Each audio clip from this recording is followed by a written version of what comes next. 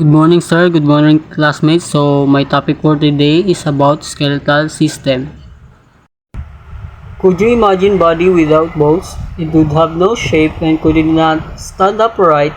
Vital organs would be almost totally unprotected. A motor movement would be impossible. Without our skeletal muscles, our body would have no frameworks. Our delicate organs would be unprotected and we would not able to move. Sa paliwanag na iyon, parang sinasabi ng ating katawan na walang buto ay parang tao na walang tuloy-tuloy na hugis, hindi makatayo ng matuwid tulad ng isang tao. At ang mga organo natin ay tulad ng mga mahalagang bagay na walang proteksyon. Dagdag pa, wala ang mga kalamnan sa ating buto, parang wala tayong balangkas tulad ng isang bahay na walang pundasyon. At ang mga organo natin ay parang mga bagay na hindi maproprotektahan ng maayos kaya hindi tayo makagalaw ng tulad ng mga normal na tao. Bone or osseous tissue is a hard, dense, connective tissue that forms most of the adult skeleton that supports structure of the body.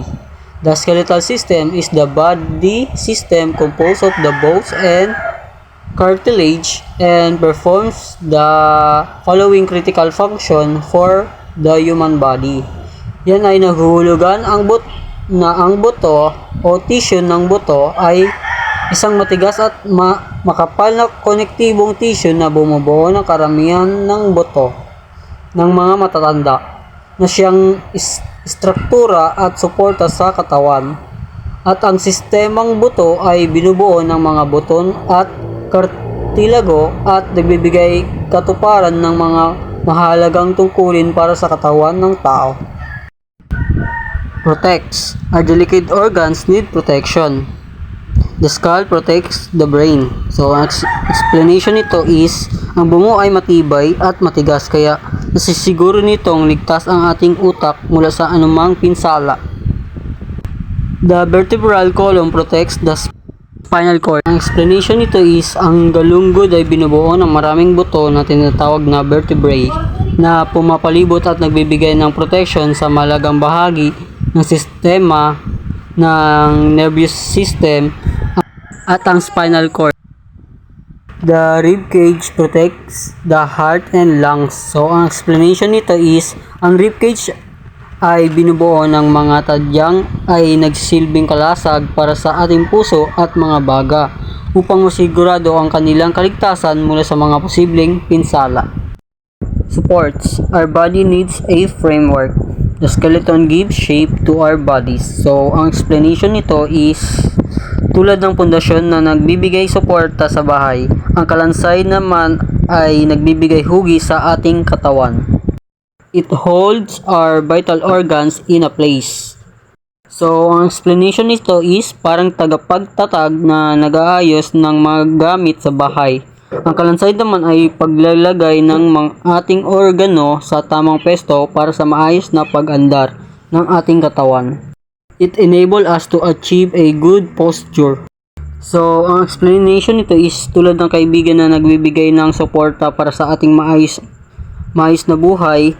Ang kalansan naman ay nagtutulak sa atin upang magkaroon ng tamang postura at magpakita ng kagandahang asal.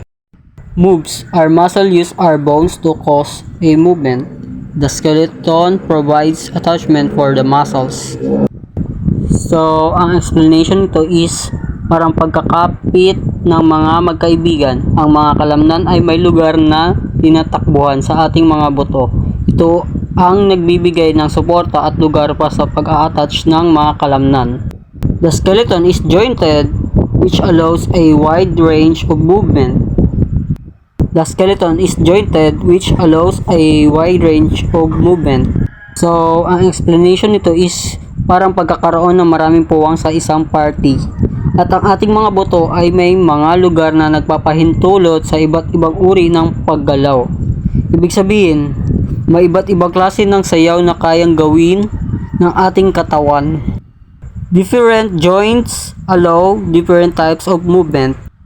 So, ang explanation nito is tulad ng pagkakaiba ng talento ng bawat isa sa isang grupo. Ang iba't ibang uri ng kasangkutan nagbibigay ng iba't ibang klase ng kilos. Halimbawa, ang pagkaikot ng leeg at ang paggalaw ng braso ay dalawang magkaibang uri ng galaw na kayang gawin ng ating katawan. Produce of blood. Red and white blood cells are produced in the bone marrow of the ribs, humerus, vertebrae, and femur. So, ang explanation nito is, ito ang proseso kung saan ang mga selula ng dugo tulad ng pula at puting selula ay ginagawa sa loob ng mga buto ng katawan tulad ng tadyang, humerus, bungo, at femur. So, may another explanation pa ako. Sa katawan ng tao tulad ng sa akin, ang mga selula ng dugo tulad ng pula at puti ay ginagawa sa loob ng mga buto tulad ng tadyang, humerus, bungo, at femur. Parang factory ng mga buto na gumagawa ng mga mahalagang bahagi ng dugo na kailangan ng ating katawan para sa ating kalusugan.